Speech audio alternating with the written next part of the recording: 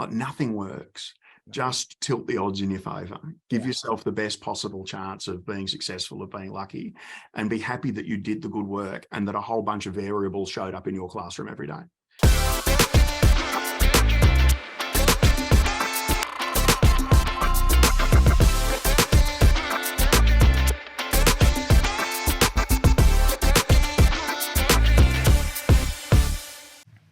So welcome to Unleashed Learning TV and Unleashed Learning Radio for our podcast listeners. Now, if you're trying to create positive, long-lasting change that sticks, one way to do this is to pay attention to the culture of your team, organization, or your school. But that can be difficult at a time of constant disruptive change or thinking there's just one more thing as leaders we need to work on. So to help, we've got Adam Voigt on the show today. Now, Adam has spoken at TEDx. He's appeared on Sunrise, The Project, and other programs across Australia. He's also the leader of Real Schools, focusing on school culture. We hope this Unleashed Learning TV episode helps you and your entire leadership team. So Adam, welcome to Unleashed Learning TV. Thank you so much for having me. Really appreciate it. You're in Sydney, I'm in Melbourne. We won't compare cities. We'll just say we're all doing the same work wherever we are. We will. We won't do the weather fight today. We won't do the weather fight. So Adam, what we talked about just before we started is at Unleashed Learning, what we do is we embed the system that makes learning stick for everyone. And that system goes school-wide and to help get outcomes. And school culture really is an aspect of this work because they work with teams to get this implementation to happen. And that's why I wanted to interview you, because you talk about school culture a lot. We do. Yeah, absolutely. I think that any implementation is probably going to, its success is going, or otherwise is going to ride on the culture that it's planted in. So it's a critically important factor for every school. Fantastic. So let me, to start this, when you're talking about school culture, that can mean a lot of stuff. Yeah. But what are you specifically referring to when you talk about school culture? Yeah, I guess the first thing is that when you're trying to go down that awkward path of defining culture, I want to acknowledge that there is no correct and thereby almost no incorrect definition of culture. I even read a white paper recently that said that there were 88 factors that influence school culture. And I thought, and if you're a school leader, just remember those while you're walking around. That'll make it nice and easy for you.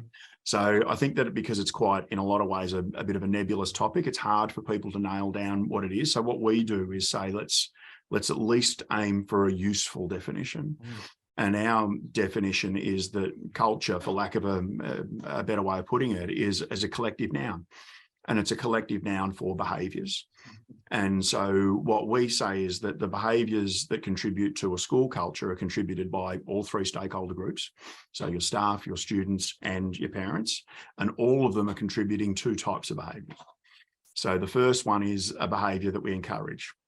So they're behaviours that we say, that's awesome. I love how you did that. We love having that in our school. Oh, it matches up with one of our values on the wall. We really like that. Do more of that here. And then there are behaviours also that we tolerate. And they're behaviours that occur in our school community and we'd rather they didn't, but they do. And we should kind of expect that because we invite hundreds often of unfinished brains into the school every day. Of course they make mistakes, and we invite people with irrational emotional connections to them. Of course they make mistakes. It's okay. Darn it. It's okay. And I don't know about you, but I don't even want to be in a single relationship where there's no negativity. Right. How boring would that be? Schools that play the culture game right thereby are not chasing elimination of tolerated behaviours.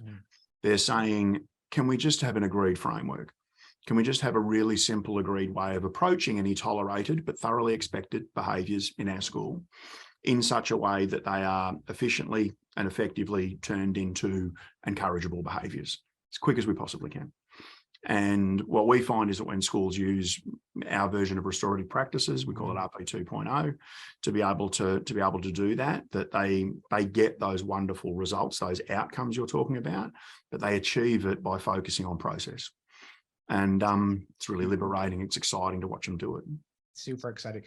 Whenever I do, my glasses fog up. So they're fogging up again in the office. It always seems to happen, especially with good conversation. So I'm fogging up. So I want to know, I think you've addressed this, but with all the stuff on a leader's plate and leadership team's plate, why is school culture one of the things that we should really be paying attention to? I think it's because it's the one thing that we can pay attention to and that we can have a really high level of influence over. And I get that there's sort of, some program fatigue out there in schools, that we go down the pike of a certain program or a behavior, or, an approach to improving conduct in the school or reducing conflict in the school or improving engagement in the school. We often get a little spike, and then we, it's sort of wearing off a bit. We've had some staff change. We look over the fence at another school and we just go, we'll just do the program they're doing. And then it doesn't work sometimes. And we look at the program, we go, well, that was a stupid program. And it's not. It's just that culture was conducive to growing that program. And if we can create a culture in our school where, if it's a literacy program, if it's a science program, if it's a program more geared around conduct, has the opportunity to thrive, then that's kind of an area that we can have a high level of influence. And in a lot of ways, it's the best we can do, is create an environment where programs and people have the opportunity to thrive, and then just step back, get curious about whether they work, and be okay that there'll be times when they work, there'll be times when they work better than others, and there'll be times when they don't work. All good. It's really that living systems thinking. It's really seeing what's working here and the kind of culture we're creating. But it's a real space, because sometimes it works and sometimes it doesn't work in an environment where people just want outcomes. It just has to work, right? But we're working with people. Unfortunately, it's not as darn it, right? Sometimes. Yeah.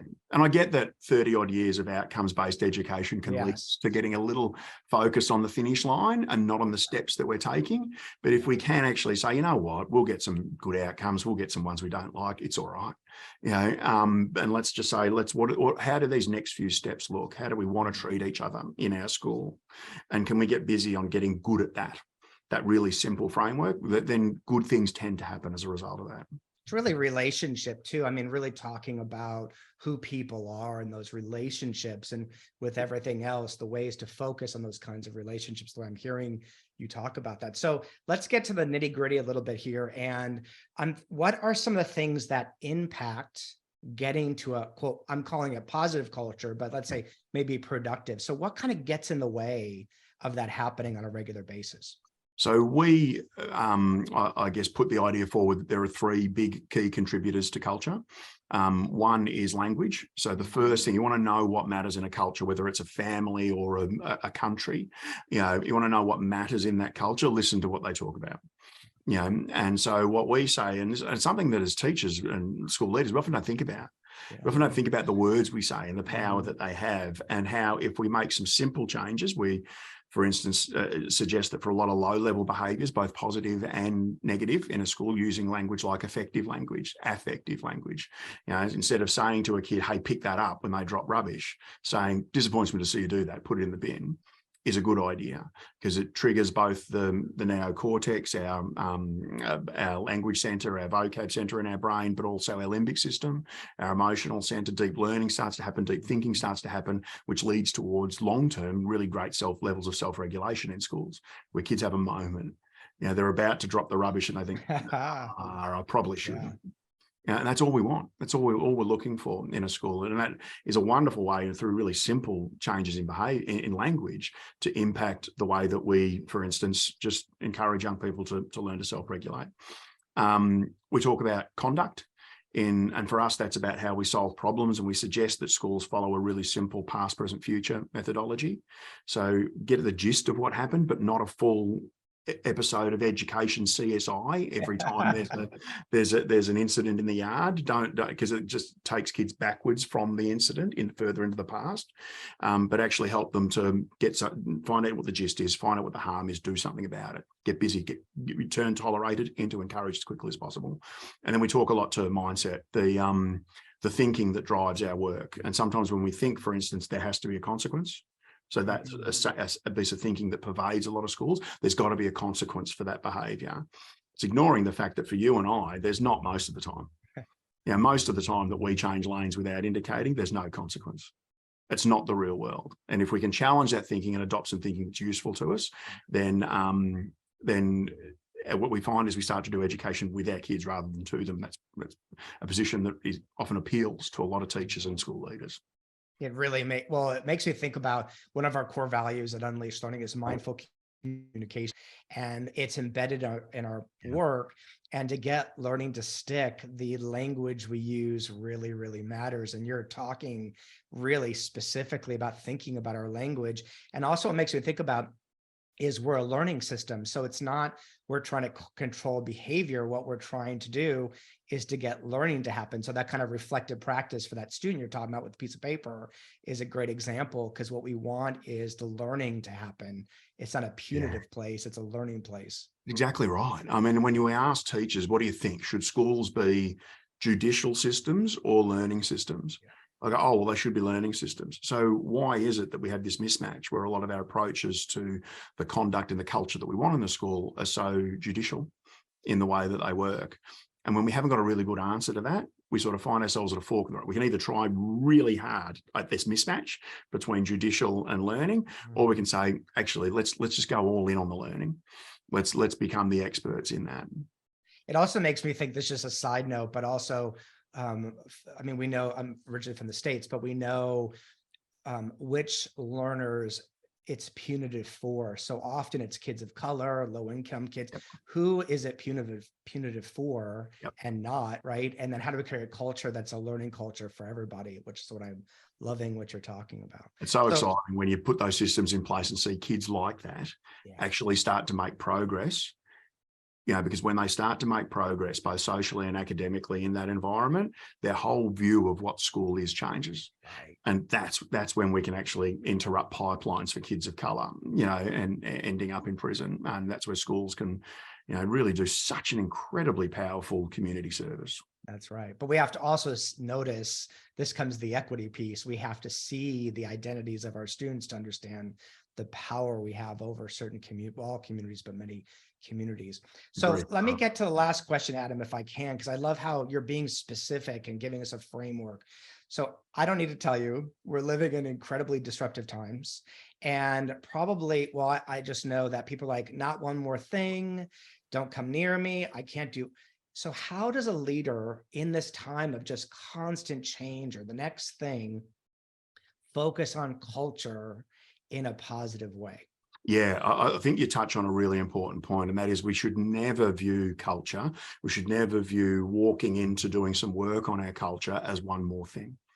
Okay, so people are time poor, people are sort of feeling the hurdy-gurdy of fast-moving environments and innovation, and I can't just squeeze any more in.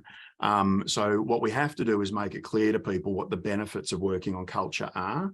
And number one is that it will save them time. You know, so when, for instance, the kids have that argument in the yard and we don't launch the 1 hour investigation that still leaves us guessing about whose fault it was, and then we've got to supervise a bunch of kids that we keep in at recess, you know, we use a whole bunch of time that we could be using on something else. You know, so when we show people ways to work on work in such a way that saves them time, they realize that working culturally is different to implementing something. You know, which is really important. And then what they do is they get the two benefits of, for instance, working restoratively that I've always got as a teacher. One is that I genuinely feel more effective.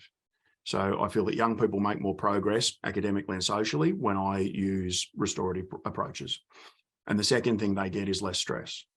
And I think that connects really strongly to, I think that one of the things that's stressing teachers enormously at the moment is going home thinking that there's a gap between what I did that day, what I focused on that day, and what I believe about working with young people, why I got into this paper. And I think when we can narrow that gap in a way that says, it doesn't matter, it doesn't have to work every time. But when we can go home every day going that, you know what, I got into this caper for the idea of building great relationships and leveraging them for performance, for students taking risks in their learning. And I did that today. You know, some stuff worked and some stuff didn't today, because you can get lucky, you know, in schools. But when the gap's small, people go home with far reduced stress levels. And I wish that for every Australian educator. Absolutely. It also makes me think of it's tapping into people's values, right? And also it's that systems or that approach then becomes a reflective practice, because if we're driving home, as you're describing, it didn't really work, you've got a way then to think about what's happening. So what I hear you saying is once this thinking gets into place, even during a volatile time, the thinking continues and people's stress levels drop, which is what we're all about at Unleashed Learning, dropping that cognitive load, increasing impact. Exactly. And so it's liberating ourselves from the need for everything to work. Yes. One of the big things that pervades our schools that's so unproductive is the sentence, "I tried that, but it didn't work." Yeah. Like, nothing works. Just tilt the odds in your favor. Give Yeah. yourself the best possible chance of being successful, of being lucky, and be happy that you did the good work and that a whole bunch of variables showed up in your classroom every day that make it impossible for it to work every single time. It's okay. Just do the good work is kind of the answer. And that's something that a lot of the teachers in our partner schools really, really value. And also be around other good people doing good work. So the days that don't go well, you've got people to turn to and go, it's okay. This is this is not about perfection. It's about a process. Every mistake and every sort of, thing that goes upside down in your classroom just becomes a funny story to talk about at a barbecue. It's absolutely fine. It's fine. Just go do the good work next time and see if you get a better result. That's right. It also makes me think, as we're kind of coming to a close, it's how, for the most part, we would treat students or colleagues with that kind of compassion and reflective practice and finding, we would say, growth mindset or whatever term we're using, right? And so it's the kind of way to do that for ourselves as a way. So when you create that school culture, it's creating those ways to do it, but also hopefully the compassionate ways to do it, because this isn't about perfection, it's about process. It is. And that's right. Exactly. When you take the focus away from outcome and bring it back to process, it's really easy to thank and congratulate yourself when you get it right. I did the good work. I did. I used the right language. I used the right conduct. I did the right thinking. It just didn't work out today. It's all good. And we don't go home and kind of beat ourselves up the way that a lot of teachers are. And when we get too many teachers that are either beating themselves up or are having conversations in their head that are around that whole, this isn't what I got into teaching for, we lose too many really valuable people. And I think we can do it better. I'll also just end with this. We say a lot at Unleashed Learning that learning doesn't always stick in real time. And so giving ourselves some room for allowing that to stick in your examples, I think, is also part of that process, which this work allows, rather than it's point A to point B. It might be point A to point Z with a huge thing in between and a lot of compassion around that. So thoroughly agree with that. Yeah. Well, Adam, I'm really excited to get a chance to talk to you. I think that this fits really well with our audience. It makes me think about who we are as educators, the culture we're creating, and also for leaders, where to put energy into the system or the school to get outcomes for people. So thank you for your time. It's my pleasure. Thank you so much for having me. And thank you for the work you do. I'm back at you. We'll talk soon. So now we want to hear from you. Our question to you is this: what's one thing your team does that helps create a positive school-wide culture? Some of the best conversations happen after the episode. So while you're there, grab one of our free new ebooks designed to help make learning stick for everyone.